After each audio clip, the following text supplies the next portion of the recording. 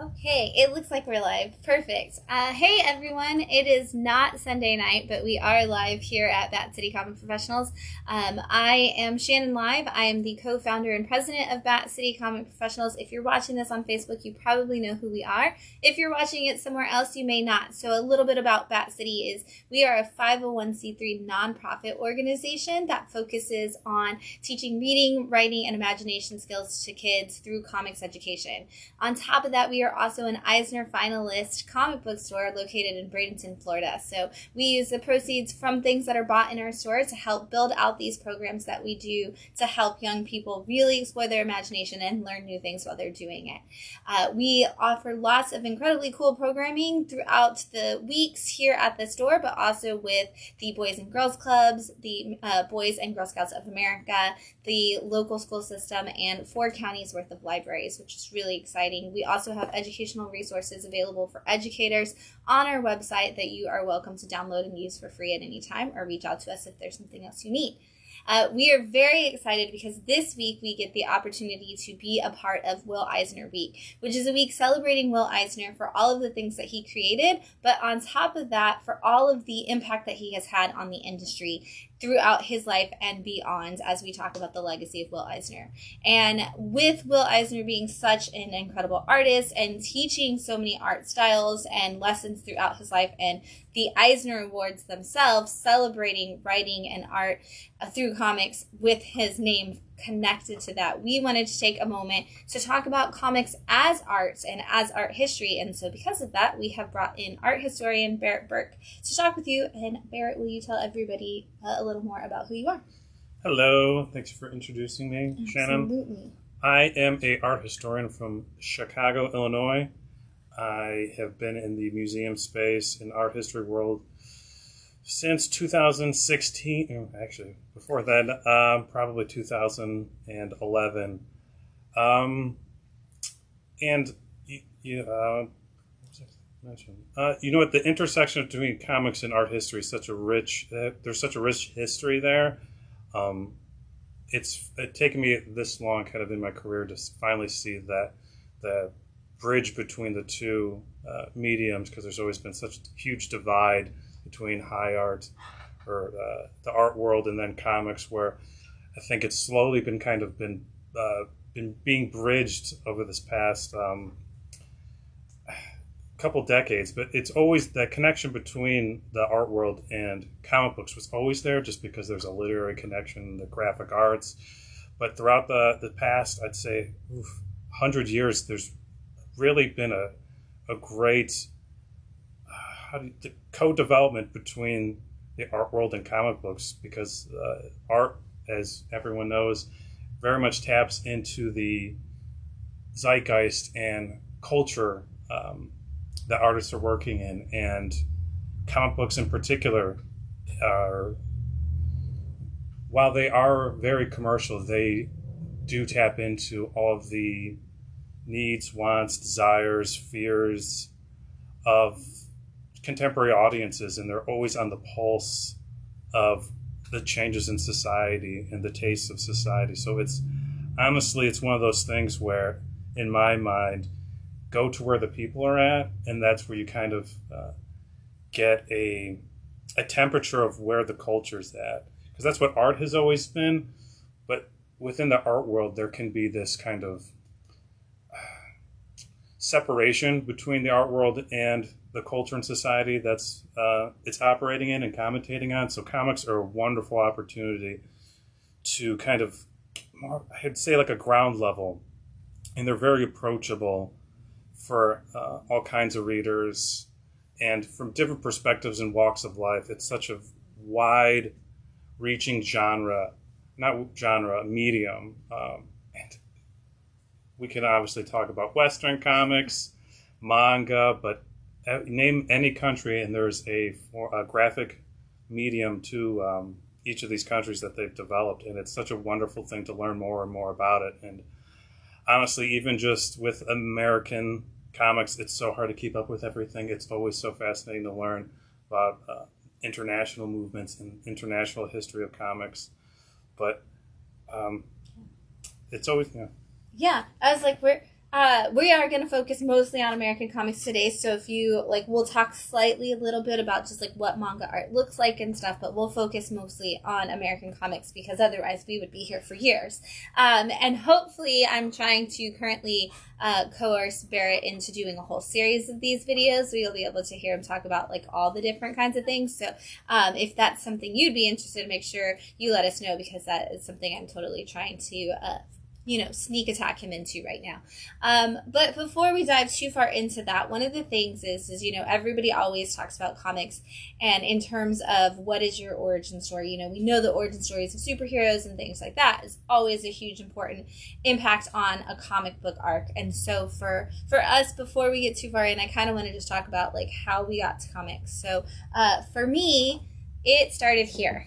I grew up on Riverdale Street in San Antonio, Texas, and so I was convinced that I lived at the same place that Betty, Veronica, Jughead, Archie, all of them lived. And, for being a young girl in the 80s, we didn't really go to comic book stores. The direct market had really just kind of been picking up at that point.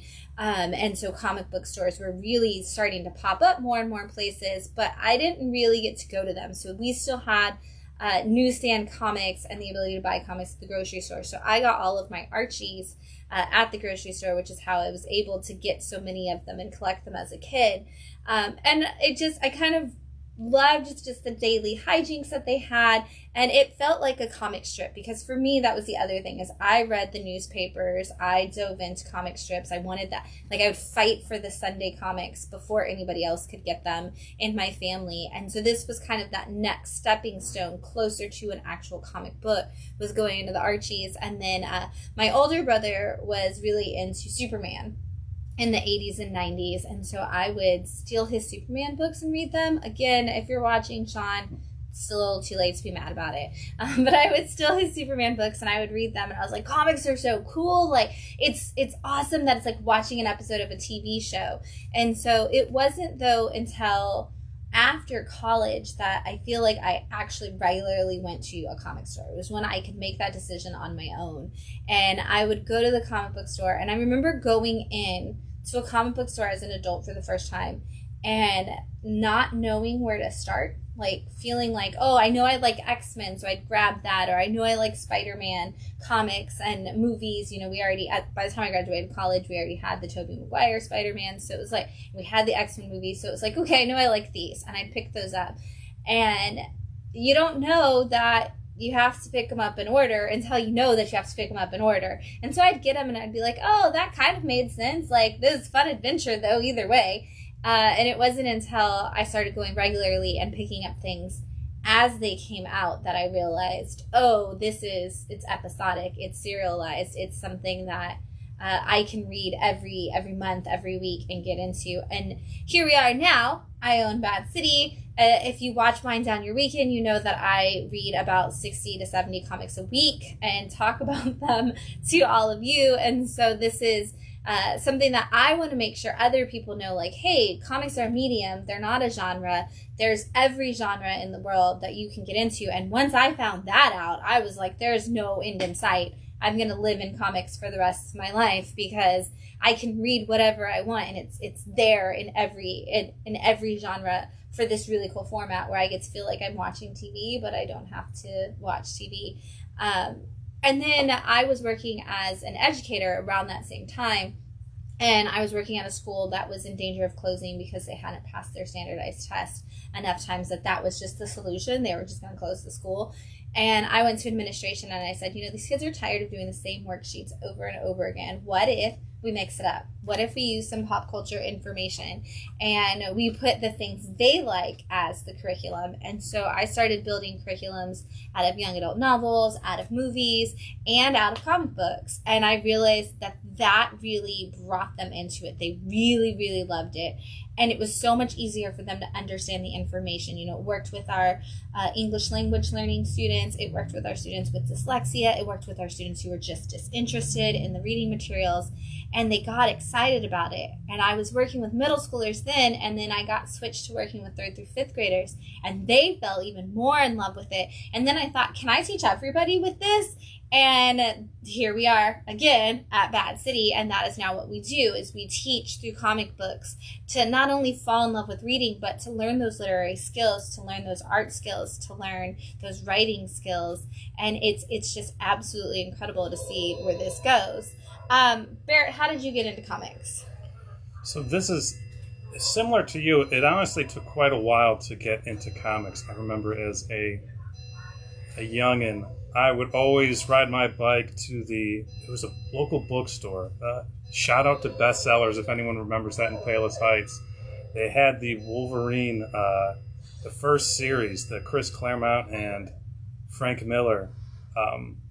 They had, I think, all 4 issues, always sitting at the front. They'd rotate them at the front window, and I always wanted to see what was inside. I always got to see the cover art, but I could never afford to actually get the books. And fast forward to my 20s, when I'm at Columbia College Chicago studying art history, I was able to actually afford the books, and it was so refreshing to finally be involved and actually open the book. It was probably one of the first comics I've ever had, and it felt so lively and invigorating. Even though it was not contemporary at all, I fell in love with just the coloring, the writing, the character, especially Wolverine, was always such a huge favorite of mine from the TV show, if you remember, and the movies. But that first series really etched its place in my heart, especially when I was in art school. It was something where I was like, oh, wow, like this isn't something that's trashy. In the art world, comics are kind of always have been seen as something rather lowly, but the quality of writing in art in that book was so phenomenal, and it really got me invested into like, wow, this is some great material happening here, and it's combining so many different art forms that it's very easy to dismiss how well put together comics can be. And then since then, I just really delved into a lot of my interest has always been kind of wide-reaching, but I generally fell in love with more authors than anything, especially in art school. Grant Morrison was a huge one for me, especially this run in Doom Patrol. I honestly think that book could be taught in art history classes. Grant Morrison's such a incredible writer, and the artists working on that series as well, fantastic. But especially the writing, the art historical and literary topics that were mentioned, and just the writing style was so, to me, innovative despite it being decades old. But to me, I felt like this was so relevant now, and that it is underrated in certain circles because it taps into, to me, that rich art historical canon. And I'm like, wow, this is really bridging the gap between great literary technique, art historical knowledge, and it's in this medium where it's so easily dismissed, but anyone could pick it up. It was, to me, what a wonderful series, and I'm glad that I picked it up when I did, and I happened to just pick it up at the perfect time when I was in art school, really expanding my knowledge in the media that I was interpreting and analyzing. And it was something that I always appreciated, and Grant Morrison was one of those writers I've always just been in love with, just the way their mind works and how kind of postmodern and schizophrenic the writing gets, and how encyclopedic it can get at times. I always loved it. It's very jarring. I totally understand if people don't like Morrison's work, but this is coming from an art history person and with an art history background. All of it makes sense to me, at least, and I totally understand it. But I have such a soft spot for Morrison's work, so that was. Talking about, because you keep saying, like, as an art history person, as like the art industry has always said that maybe we don't see comics as art in the way that we should, and they've kind of seen it a little lower in the conversation. What, we talk about art and we think paintings on a wall and everything, but what is it, that defines art, essentially, which is such a broad thing, but like, what is it that defines art that would bring comics into that fold or take them out of it in that capacity? That's such a great question. And I honestly would just have to refer to just the base definition of art as being expression. And to me, again, I'm going to go with an artist who isn't always liked by folks, Andy Warhol, especially with Campbell's Soup and Coca-Cola can or Coca-Cola bottle artworks, where he realized, hey, everyone drinks Coca-Cola, everyone can eat Campbell's Soup, everyone can approach it and appreciate it. And to me, comics had that appeal where it was the art for the everyday person.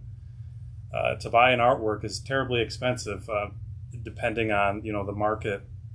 In a particular artist someone's interested in, the comic books, it's wide ranging. I mean, you can get trades, you can get single issues, $5.99, $3.99, and it's the division between the barrier between art and then I don't want to say consumer, but I guess the consumer would be the word. It's so small compared to the barrier is not as big. It's not big of a hurdle. And the sad thing, to me at least, with comic books is that it's kind of been it has to compete against many other forms of entertainment nowadays. But comics, to me, they have, especially like the cover art. That was one of the things, of course, that draws everyone in. Especially when as a kid, it was always the coolest part of comic books to me. It's just the covers, just looking at the covers. But to be honest, they are legitimate in every capacity. In the 60s, pop art, I mean, a lot of pop art was based off popular culture, and comic books were one such thing. Lichtenstein, very famous artist, a lot of his work dealt with the what were the polka dots art pieces, referencing and emulating comic art. And to me, that was seeing him and studying him. It's such a fascinating thing because he's bridging that gap between high and low art. And while that gap has been bridged previously, it was something very confronting. If you look at any of his work, it's very much in front of it's just a lot of profiles, portraitures of characters in these overtly dramatized, kind of pulpy depictions. But to see something that was kind of derided and seen as low art elevated to that kind of high status is incredible. And I think comic books have always, it's a beautiful, they're like the underdog, one of the underdogs of media. And to be honest, I think that's such a great thing because it kind of allows itself to develop in its own arena. And it combines, like I mentioned, different forms of art, which is absolutely incredible. Yeah. Before we get too far from that, because I want to go in so many different directions from what you said, one of the things being, our society and the art people of the time, the art critics of the time, viewing it as that lower level of art. That is, as a literature major and somebody who teaches literature and things like that, that is how people viewed Shakespeare for so long. When Shakespeare was out there actually doing his plays, he was considered crass, he was considered mass-produced, he was considered, this is just for the peasants to come in. Even the Globe Theater was built without the seats because they wanted everybody to be equal and standing and have that whole experience of the theater in the round, and it making it for the common man. That was a big part of Shakespeare's sayings. I am making this thing that has been out of reach of the common man for so long, coming down to that. And yet, look at it now. You take classes in any literature field, even if you're just taking basics in junior high or high school or college, you're going to study Shakespeare. And they're going to talk about how he's one of the greatest people to ever write, possibly even the greatest to so many teachers. There are so many professors and scholars who will say, Shakespeare was the greatest mind possibly of his time, but also of all times. And, we have so many terminology pieces that we use now when studying literature that actually come just from Shakespeare's terminology for the things that he was doing. Or they, if you want to believe that there was more than one person writing Shakespeare's works. But that was something that in his time period wasn't valued. It was seen as even pedestrian. And I think that, are we going to come, we're seeing that shift now. Harvard offers classes on comic history and comic studies and comic art, and so many of the other universities are starting to follow suit with that. But if you need a measure of whether or not something qualifies, when Harvard is offering studies in it, I think we have to accept the academic merit of it at that point. And we're seeing those classes offered in the same space. And so, to your bringing it from, oh, well, this was considered low level by art critics for so long, it's like, okay, well, now the academics are turning the tide with that. Maybe we're seeing that same flow that we saw with Shakespeare in that. The other thing that you were referencing is the different styles of art. And I actually just wanted to bring, I have a copy of Something Epic up here, because comic art has changed and so much over the years, which we're going to talk about in just a minute. But seeing it all blended together is such a cool concept, and Simon Krodansky does such a great job with that in Something Epic. And this just is kind of a little piece of that puzzle. May I ask you to hold this for me right here? He does, and I'm going to try to be as cool as Matt in showing this, zooming in on this book for you. But he does, we're going to push it a little bit further up. He does blend that cartoon style and that manga style and that modern digital style, and the traditional pencils. He's blending all that together. And to speak to how comics kind of bring all art forms into one place, Simon has taken that and said, what if we put them all in one book at one time and we have a conversation about art and imagination? If you have not read this entire book is about art criticism and imagination criticism, and what an artist is in reference to comic creation. But it's such a interesting process to see not only like the history of comic art, but how that medium blends so many different things, and how many things, speaking in the Shakespeare, taking the terminology, how many things in terminology have already come from that comic style. With, again, over 100 years. The quick history of comics, if you don't know, like, comics in America started in 1894 really with comic strips. That was when we started seeing the first big comic strips in the newspaper. If you don't know comic strips, you probably are more familiar than you think you are. You've got things like, I'm going to zoom out so I can put this up, like the Peanuts. And these are the things you'd see in your newspaper. And in 1894, we got our first big ones. 1895, we were already syndicating comic strips. They were moving on. In the 1930s, we brought in the actual like printed floppies, where we were taking just those comic strips and mashing them together and putting them in as books that we were putting out individually. And then later in the 1930s, we saw those first original context books in floppy form. And then in 1938, some guy lifted a car over his head, and suddenly we had superheroes that we were talking about all the time. And it's just kind of expanded since then. And I think not only do they literarily kind of reflect what's going on in the world at the time, but of course they do that in art too. And so I actually brought, so we can fast forward through this and you can kind of talk a little bit about how art, the impact of art changing over the years. But I mean, in 1962, 63 really, we had the Avengers.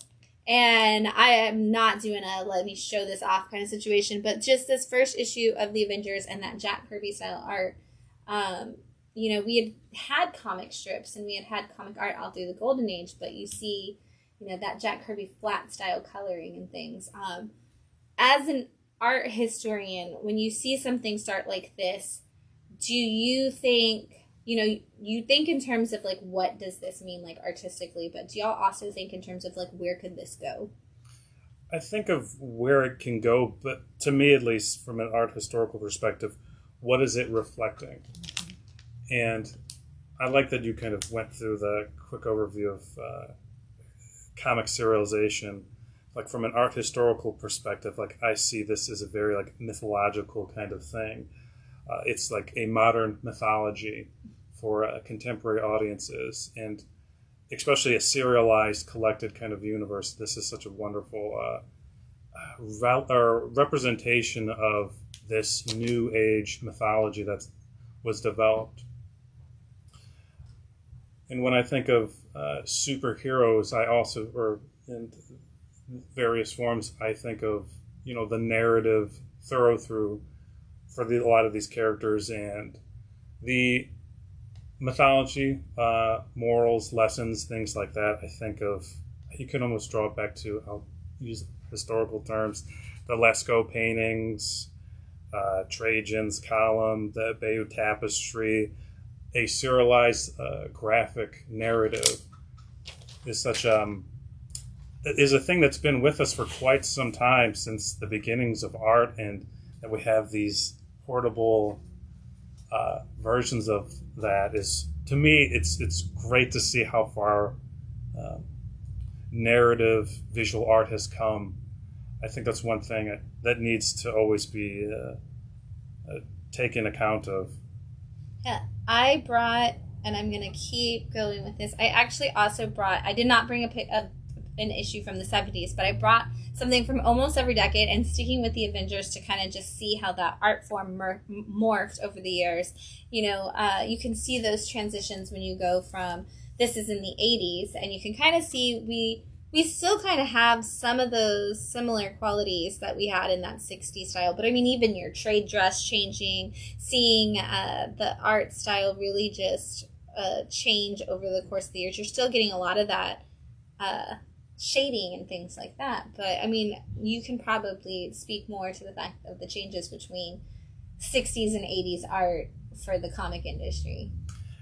Yeah, it's fascinating, because there's, even with just in the jump, you could say, between like the 60s and 80s, obviously dynamicism is one thing visually that always changes. Things become more visually complex because the audience has grown with the material. So naturally the artists and the medium grows as well, and the capabilities for audiences to interpret new types of art. I'm going to switch this to the 90s now. So while you're talking about how art changes, like looking at even the difference between just those two, I feel like between 80s and 90s, there's kind of a big jump. Mm-hmm. Do you know, like, technically speaking, like, was there a big modernization in art styles in general between the 80s and 90s, or was it just something that in comics kind of adjusted to? Comics in the art world kind of still operate in their own ecosystem, but they very much do reflect the times they were in, especially the 90s. If folks think of movies as well, they kind of became more extreme, more, you could say, more pulpier, more, I guess, more grounded, not as sanitized, more gritty. I think perhaps it's a reflection on the 80s and a commentary on where we were coming from, because the 80s, 80s Reaganism, there's this very shimmery kind of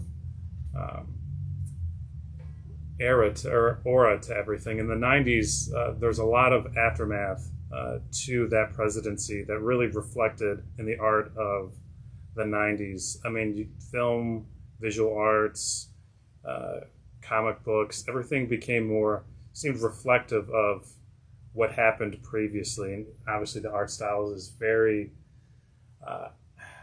more dynamic, but also it's trying to satisfy a need for audiences that obviously tastes grow and change. I'm gonna say this right here, looking at, that's the 80s, looking at the 90s, we're having to do this backwards, obviously, looking at the 90s art, I also think that, we started to really focus on, like, hyper stylizing the people. Mm-hmm. And it's interesting to me because, of course, 90s you had, like, heroin chic, and you really started, I feel like, as a teenager in the 90s, I was told a lot, like, focus on how you look. But you get these, hyper detailed male fantasy images in the 90s. on both ends of the spectrum. All of the men are these extremely overdone muscular men, where we're putting more emphasis on, and just to zoom into that a little bit, more emphasis on those lines and those muscles than we are on even the lines in the Hulk. And women became hypersexualized in comics in the 90s. And as a art historian, is that something that you even see in like traditional sculptures or traditional paintings where the idealization of humanity changes a lot? That does happen, and sometimes it kind of compacts on itself. I think of Renaissance and Baroque and Rococo paintings where the art style became Renaissance pictures or sculptures, or to be frank, they're much more static, and they developed in a more animated style in the Baroque period. And it seems like with at least the 90s, it was this very overtly exaggerated, hyper stylized aestheticism of physique, where it's like these are not achievable physiques. So like, to me, I would love to do a deep dive and see like, okay, what was going behind these artists, like what was in their brain when they were thinking of this and putting this together. It's so exaggerated. It just makes me think of those 80s movies where these guys just kept getting bigger and bigger. It's like they're Herculean in a sense, but at what point has it become this otherworldly human where it's like I can't connect to them? There's no emotional resonance between me and some of these characters who are just the size of houses. And I talked about how the I didn't read comics again really until I graduated college, which was the early 2000s, and that was a big reason why for me, like the disconnect. I didn't feel like people like me were in comics anymore, because we did have so many sexualized and hyper-stylized women at that point that it was like, oh, comics aren't made for women. They're made for people who want to believe that a woman's spine doesn't and ribcage don't exist, and that she can bend in a million different directions. And it was, in those early 2000s when we started to come back to or not early 2000s, later 2000s, even mid 2000s, that 2005, 2006 time period, where I feel like we started to see a little bit of a shift back to it. And of course, you get to 2012, 2014, where we start to see things like Saga and women being drawn like women actually look, even more so, that it really kind of changed. And I did this with one of my classes. I'm actually going to do this. This is actually tomorrow's issue of the Avengers. One of our classes, we did a compare and contrast study of Amazing Fantasy 15. Don't worry, I did not give a classroom full of 6th to 8th graders a copy of Amazing Fantasy 15 originally. We used a copy of Amazing Fantasy 15, though, and a copy of the Marvel Action 2022 retelling of Spider-Man's origin story. And we put them side by side, and we talked about what was different literary in styling, but also what was different in the art styling, and then what was different in actually the story that they told of like Peter's personality. How did Peter's personality change? How did the way he interacts with people? What was bullying in 1962 versus what was bullying in 2022? Which was really different because, of course, in 1962 they're just like, Parker, you can't come because you're a nerd. But in 2022 they were, it was throwing hands, like they were fighting. It was like slamming Peter into lockers and kind of things. But one of the big things the kids wanted to talk about was the difference in art styles. So, like I said, this is tomorrow's issue of the Avengers, and we're going to hold this up next to the 1963 copy of the Avengers. And you got that? I don't want to let go. Okay. So just to look at that concept of these two things and how they change, looking at, everything from the logo and the modernization of the trade dress to even how the numbers are put on there, but also looking at that difference between those Kirby pencils. I'm sure it's Vince Coletta coloring on there, but those Kirby pencils and that print quality, even to how now we take, even if it is drawn by hand, we digitize everything. Coloring is done digitally for the most part at this point. The backgrounds, the inking, so much of the process is done in a computer now versus then. And so you can kind of see these big stark differences between these two art styles. But again, as an art historian, does that devalue the concept, or does it actually showcase the way art changes throughout time and reflects using the medium to the best of your ability? How do you feel? That's a fantastic question. Thank you. I don't. The funny thing is, I totally see the value in almost any art form because, like I mentioned, it always reflects the style and period in which it was created. And while the Avengers 1 may look flat to today's comparison, to me, it always is still a very arresting picture. It captures this time period in that art style perfectly and succinctly. I always loved this classic style. And it's not a slight to say that it's not, to a contemporary eyes, it would seem rather simplistic compared to what we have now. It is just a changing and development of art styles that just always happens. And as well, art styles should develop and change. You wouldn't really want them to remain static. When people say, oh, it wasn't like it was before, it does a disservice to artists and the medium and how cultural attitudes towards art change. It should always be adapting. It should always be changing. We should always have different writers from different backgrounds, bridging this gap between the past and the present. It's always a wonderful thing to see these changes, especially from an old head like myself. I'm still stuck in the 80s.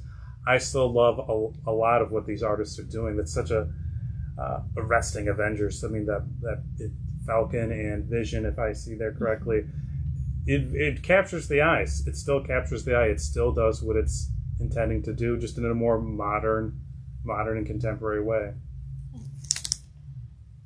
I love to see the difference between those two because the elements of art are still there. Mm-hmm. You know, a lot of people say, even the kids, when I was teaching the lesson, they were like, oh, miss, somebody did that on Procreate. We can use Procreate. And I'm like, okay, but like, I can't, for one. And for two, like, do you still understand the composition? Do you still understand the movement of the story? Do you still understand putting that dynamic like piece together, like you said, building those colors into it, speaking through it? You know, this has so many layers, and seeing the way that Falcon is up here and Vision and everybody that's going on in all these different places, you're still getting that dynamicism that's going to tell you a visual story. Mm-hmm. Like I assume I can guess what's going to happen in this issue by this just as much as I could from this.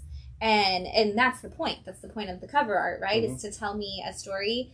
What story are you telling? Okay, well, there's some stuff going down, obviously, like in this. And I love that the process may change, but the concepts behind it, we're still blending that medium. We're still using it the way we would for art purposes.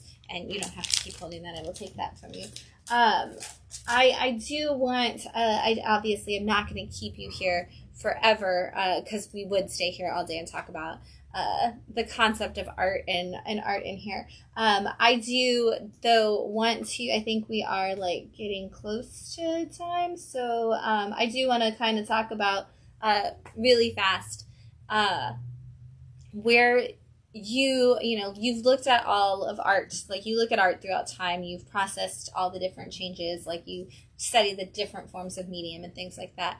The question that people always say, or the statement that you hear all the time from people, is that like, oh, the comic industry is going to die. As somebody who studies the way art ebbs and flows and things of that nature, do you honestly think that this is like with the invention of digital art, that, or the changes of digital reading and things like that, do you really think that the medium itself is just going to dissipate tomorrow and not exist, or do you kind of see it like still expanding and growing? This is one of my favorite questions. I honestly think that when people say like, oh, certain types of art forms are on the back foot, to be honest, that's the best place to be, because that's the chance and opportunity for any art form or medium to really evolve and grow. I think it's a disservice to say like, oh, it's a dying medium. we could say that about painting, film, or a lot of the media people interact with. It has to compete with, I mean, a huge one for a lot of folks is television, video games, TikTok. So the one thing that comic book creators get to do is develop a more complex and sophisticated art style. And because their audience has adapted to newer technologies, they get to incorporate that in comic books, different narrative styles, metatextuality. That's something that people catch up on. Like, you can look at YouTube and TikTok shorts about comic book history, comic book art, and it's phenomenal that kids these days can become more informed about comic book creation, and it empowers newer creators to really diversify their skill sets and pick up a new skill to create their own graphic art, and really all the tools needed to create a comic book are at someone's fingertips nowadays. Everything is readily available, and to me, there's no better time to be a comic book creator than now. I love that. If you were watching that at home, just know now's the best time to be a comic creator. Take your chance, take your shot, go for it. Especially because you can not only, find a publisher, but there are more opportunities to put your comic out yourself. You can do things like Kickstarter to support it, which is a huge platform for independent comic creation.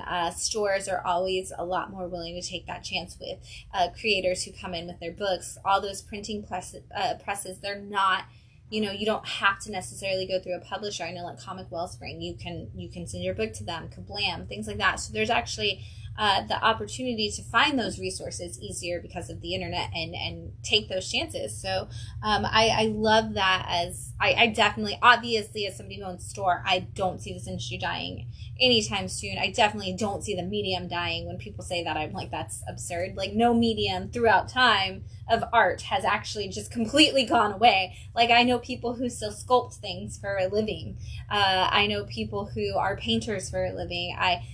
Writing didn't go, like print books didn't go away when the Kindle was invented. In fact, independent bookstores are seeing some of their best sells ever. And everybody thought, oh my gosh, digital reading is going to take away reading. Like, it didn't. And I feel the same way about this medium as well. Okay. I told you, I gave him warning on this question. He's had time to think about it, but I'm still going to say this.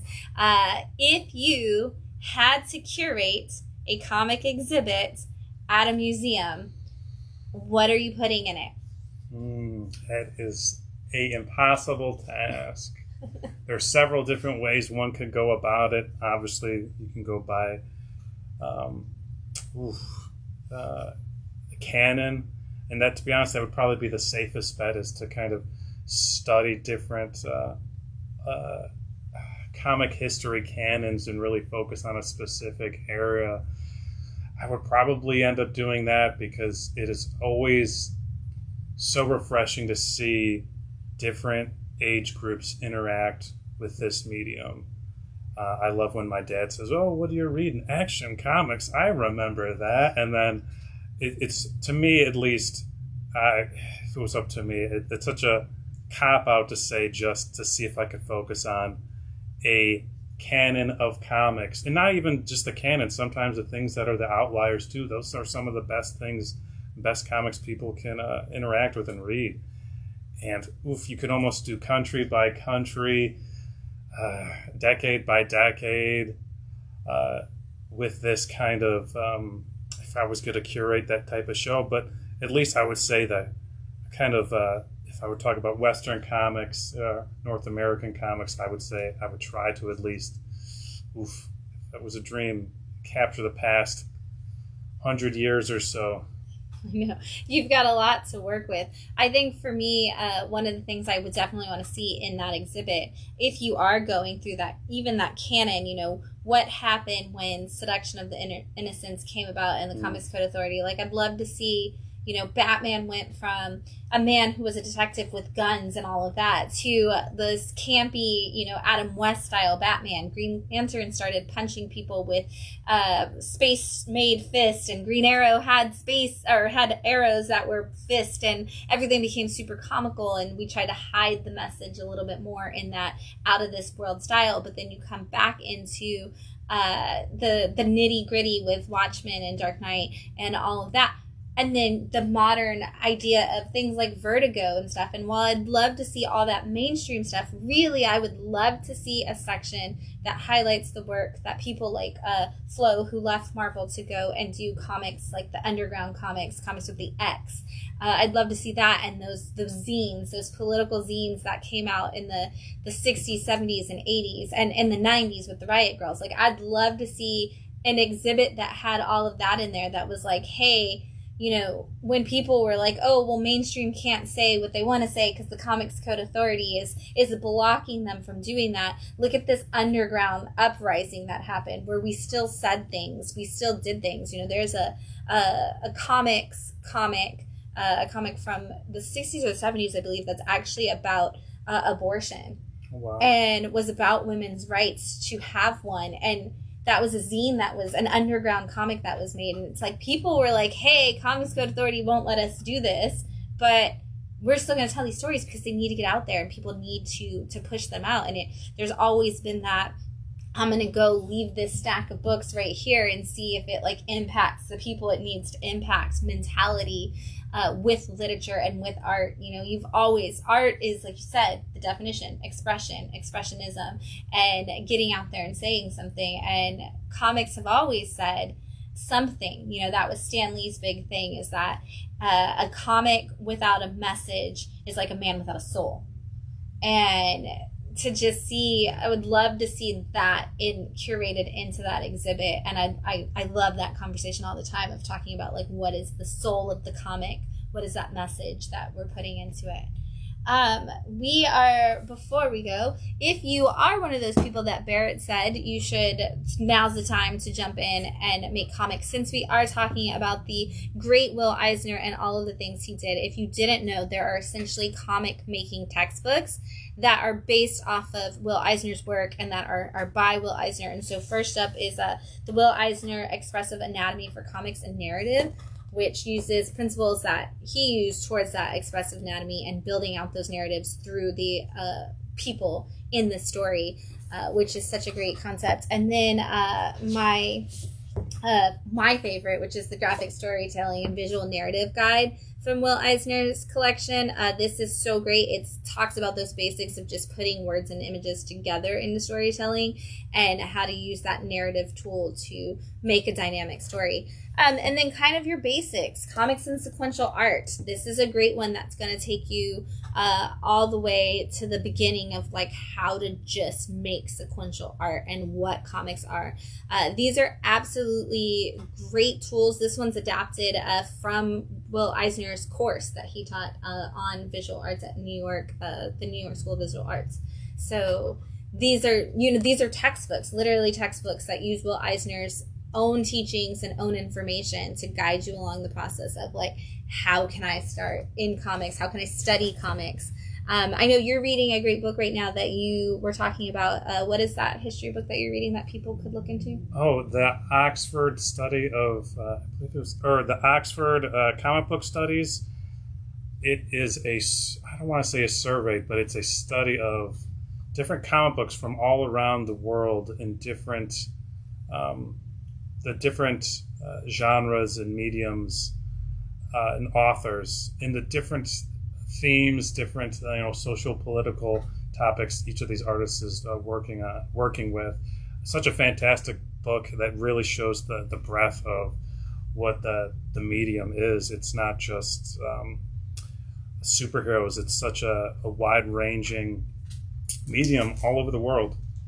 Yes, and since we're talking about it, we'll hold this up while we'll talk at the end. We're talking about Will Eisner here and the spirit, and this being Will Eisner Week. Happy birthday to the late, great Will Eisner.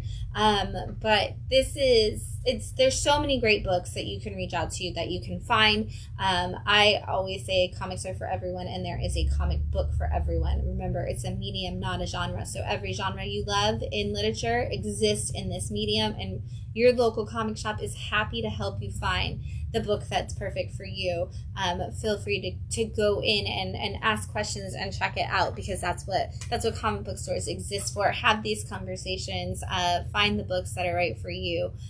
Again, I'm going to try to finagle Barrett into doing more conversations on art history and comics and go deeper into some of those topics that we touched on today. But if you are looking for more resources, you can always find some from us, either on our YouTube channel, which is at Bat City Comic Books, or on our website, which is batcity.org. Or if you need something to use in your classroom that we don't have, or you're looking for something that you can use for information, the Will Eisner Foundation has an amazing amount of resources on their own website. So feel free to check out the Will Eisner Foundation's website. Check out the museum. If you're ever out at San Diego, they have a great museum out there that is funded by the Will Eisner Foundation. And check out everybody else's wonderful Will Eisner Week topics. There's so many great conversations happening this week about what comics mean, about what comics can be, about what comics are, and about how you can be involved in them. So thank you, Barrett, for joining us. Thank you for having me. And Barrett is quite often here at Bat City, so if you want to have an in-person conversation with Barrett about all of these things, he will definitely love talking to you more about all of the art history. But thank you, everyone, for joining us, and we will see you soon.